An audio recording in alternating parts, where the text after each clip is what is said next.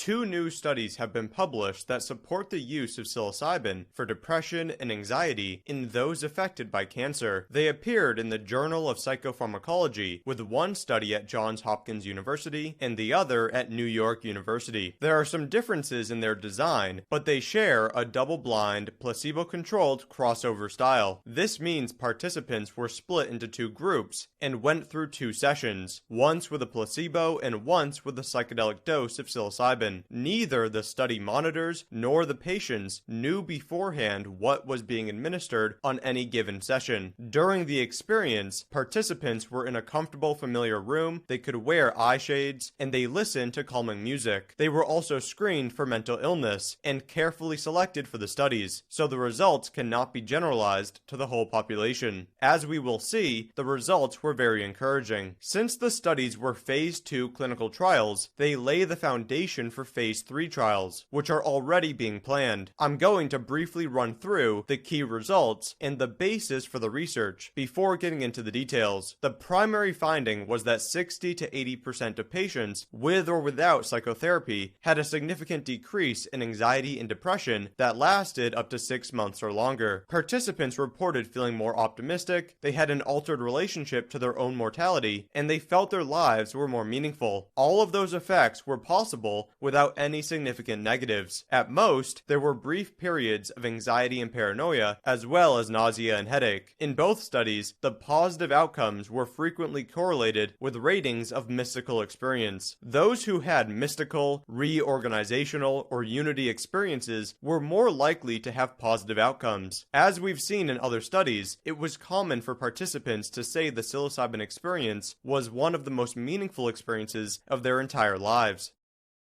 So what's the basis for this research? Cancer is known to cause anxiety and depression, with one estimate being that around 40% of cancer patients have a mood disorder. Those conditions are connected to a lower quality of life, potential negative effects on physical health, reduced treatment compliance, and an increased risk of suicide. Current treatments include psychotherapy, antidepressants, and anxiolytics. Unfortunately, research generally doesn't support antidepressants having much effect. Both drugs and therapy can take time to have an impact, and neither tend to deal with existential distress. It's rare for patients to receive treatments that adequately address the hopelessness and demoralization associated with cancer. Treating comorbid psychiatric disorders leads to a higher quality of life in cancer patients and should therefore be an important part of treatment. Evidence for psychedelics affecting depression, anxiety, and other conditions is plentiful. Testing in cancer patients began in the 1950s and 1960s. The early studies weren't high quality, but they suggested psychedelics could reduce depression and anxiety based on the results of hundreds of participants. Papers published in 2011 and 2014 showed psilocybin and LSD may reduce psychological distress in cases of life-threatening illness, and a trial published earlier in 2016 had promising results for treatment-resistant depression. Research also exists in support of serotonin receptor-based anxiolytic and antidepressant activity. Down-regulating or otherwise inhibiting 5-HT2A in rodents is associated with decreased anxious behavior.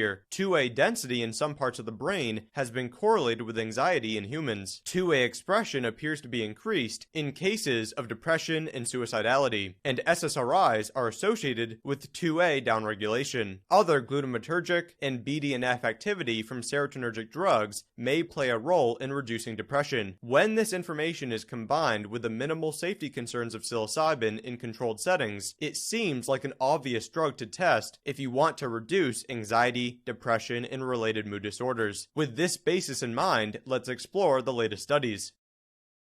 We'll start with the Johns Hopkins study, which is the larger of the two. It involved 51 patients who'd been given a potentially life-threatening cancer diagnosis. They were initially provided either a full psilocybin dose of 22 or 30 milligrams per 70 kilograms, or they received a very low dose of psilocybin, either 1 or 3 milligrams per 70 kilograms. About 5 weeks after the first session, the participants switched and were given whatever they didn't receive the first time. The study monitors who were with the participants did not provide psychotherapy. Rather, they simply instructed them to focus on their internal experience and to trust, let go, and be open. The study was looking at a few things. How will the drug impact anxiety and depression? How will it impact other psychiatric symptoms, mood, attitude, and spirituality? And how will ratings from community observers, such as family members and friends, be affected? The study yielded no serious adverse effects. Moderate blood pressure increases were common. 15% had nausea or vomiting. Some form of temporary psychological discomfort occurred in 32%, compared to 12% for the placebo. Anxiety was present in 26%, versus 15% with placebo, and one person had a temporary episode of paranoia. No prolonged psychosis or HPPD was recorded. Psilocybin produced large and sustained effects on the two primary outcome measures, and on most other measures. The active dose led to significantly greater personal meaning, spiritual significance, and increased well-being or life satisfaction. A strong correlation between mystical experience scores and some of the positive effects was seen. Even after controlling for the overall intensity of the drug, specifically having a so-called mystical experience was correlated with positive ratings for anxiety, depression, meaningfulness, spiritual significance, and life satisfaction. 78% had less depression at 6 months, and 83% had less anxiety. 65% of participants returned to a normal depression range by the end of the study, and 57% returned to a normal anxiety range. Over 80% reported at least moderately increased well-being or life satisfaction at 6 months. That change fit with the results from community observers, who also reported participants were functioning better than before in many cases. 2/3 of patients rated the experience as one of the top 5 most meaningful in their lives.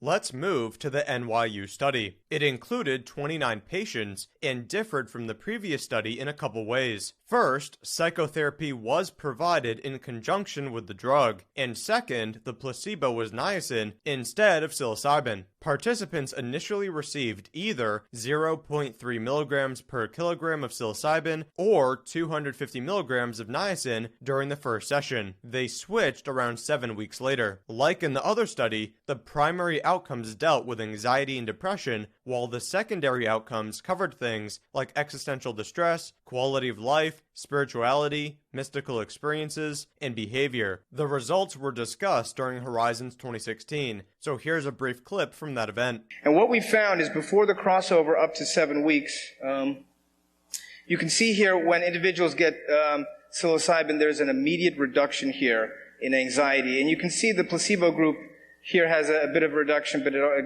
comes all the way back up. And you can see there's a big separation between these two groups. Same here, and we see it here for depression again. The moment they get the psilocybin, there's a big drop in depression. It lasts this way for 7 weeks, and there's a big difference between the two groups. So there's an immediate and substantial and enduring effect. And this actually, here, these are D or Cohen's D's. They measure the effect size, the relative difference between the two groups. And anything over 1 is a really, really large effect. So these were very powerful effects. And this is the 8-month snapshot. So you can see someone gets psilocybin, and look, 8 months later, they continue to have clinical benefit. And that really, now after the crossover, it gets harder to attribute that to the psilocybin, but that's a big deal in psychiatry, that something would work so quickly to have anti-anxiety and antidepressant effects and would last as long as several months. None of the acute negative physical or psychiatric effects were serious. Blood pressure and heart rate were commonly elevated. Headaches occurred in 28%, and nausea occurred in 14%. For the psychiatric effects, 17% had transient anxiety, and 2 people had temporary psychotic-like symptoms. Significant declines in anxiety and depression were seen immediately after the session and until the end of the study, meaning the effects appeared to last more than 6 months. 83% of the psilocybin first group had an antidepressant response after the first session, compared to 14% for niacin. 58% had an anxiolytic response, with niacin again yielding 14%. This suggests that for at least 7 weeks after a session, psilocybin is significantly more effective as an antidepressant and anxiolytic than placebo. By the end of the study, 60 to 80% of participants had a positive response on the primary outcome measures. The scores for the psilocybin first group were somewhat better than for those who initially received niacin. It'd be interesting to see if this correlation continues to appear and if it means an initial disappointing experience reduces the overall treatment outcomes. On the secondary measures, there was a decrease in demoralization and hopelessness, as well as improved spiritual well-being and quality of life. Those effects persisted from 2 weeks after the session until the end of the study. Psilocybin produced other positive persisting effects on attitudes about life and self, mood changes, behavior, social effects like increased altruism, and spirituality. Those effects were seen both before and after the crossover, lending support to them being a true drug effect. Anxiety about death was not reduced, but over time, there was an improvement in attitudes and adaptations towards death. 52% rated it as the singular or one of the top 5 most spiritually significant experiences. 70% rated it as the singular or one of the top 5 most personally meaningful experiences, and 87% attributed an increase in life satisfaction or well-being to the drug. The same kind of correlation between mystical experiences and positive outcomes was seen.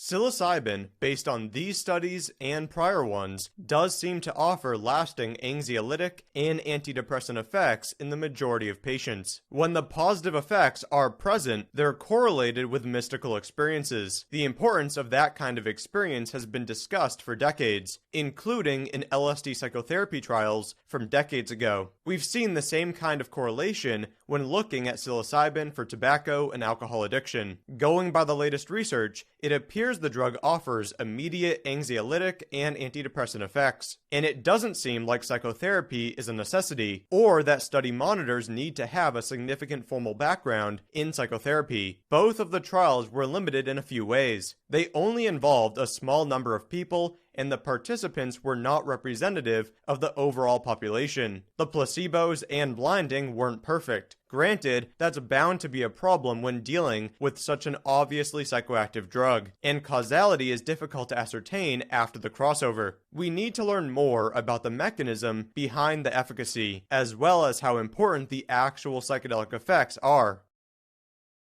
To give you an idea of what the individual experiences were like, I'll walk through and show some of the anecdotes. Dina Bazar was diagnosed with ovarian cancer in 2010. She went into remission after chemotherapy, but her life was severely affected by a growing level of anxiety. "The fear was eating me alive," she said 2 years after her diagnosis. "It was destroying my life." During the session at NYU, she had a vision of her fear as a dark mass under her ribcage, which seemed like it was consuming her. She was able to address the fear and expel it from her mind. A key part of the experience was an overwhelming feeling of love, something that still occasionally presents itself 4 years later. The session had a positive impact on her life overall, enabling her to live a more fulfilling life instead of being paralyzed by fear. "The experience changed how I wanted to live my life. I used to get up, grab a quick snack, and eat it in the car, but I no longer want to be in a hurry. Now I get up an hour early, make a real breakfast, and read my paper. I have made new friends and re-established old contacts." Eddie Merritt's, another NYU participant, gave this description: "In some ways, I feel that I am better equipped to deal with what life throws at me, and to appreciate the good things. I am grateful to be alive in a way that I didn't know I could be grateful. It's a kind of gratitude that's ineffable. I am much more focused on this moment." Here are some other patient responses. I felt this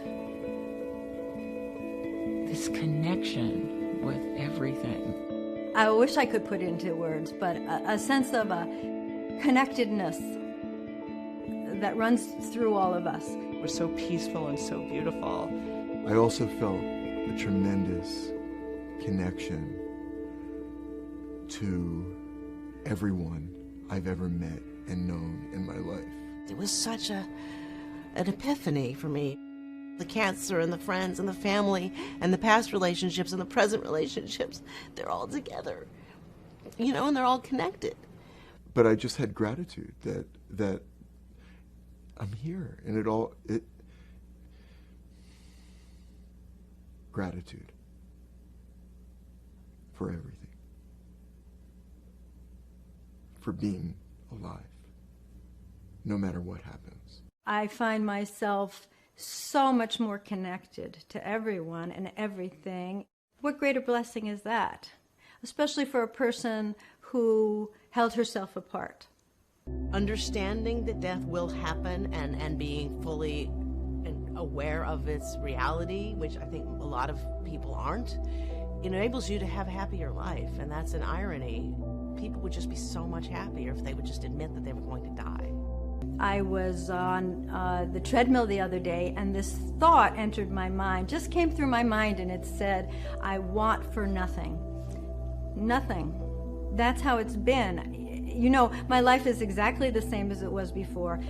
Could give you the same list of complaints that I had before that, including getting that cancer diagnosis, you know, including everything that I can think of that I don't like about my life, and yet it doesn't matter anymore. There wasn't a part of my life that it didn't make better.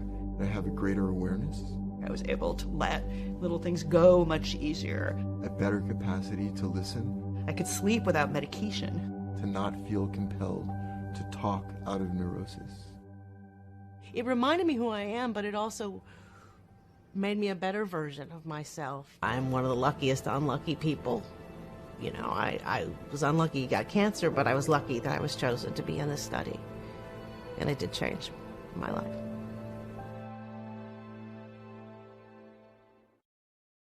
One of the encouraging aspects of this research is that the response from key members of the medical community has been positive. I'll briefly go through some of the responses to show how these results have been received. Jeffrey Lieberman, chair of the Department of Psychiatry at Columbia University and former president of the American Psychiatric Association, said, "We do our patients a disservice by not understanding and appropriately investigating compounds with potential therapeutic value because of their prior controversial associations and on their capacity for misuse." Guy Goodwin, president of the European College of Neuropsychopharmacology, said, "The results were very comparable and suggest a clinically important effect. The experience to date gives reassurance that careful administration in highly supportive environments to selected clinical populations does no obvious harm. Hallucinogens are arguably among the most interesting drugs ever discovered, so it is good to have them back in the hands of clinical scientists." There are many other statements along these lines, some of which I've included on the Drug Clashing website at the link below. The statements are useful since they point out areas of research that need to be pursued and questions that need to be answered. For the most part, published responses to the results have been positive, though many people recognize a lot more research needs to be done.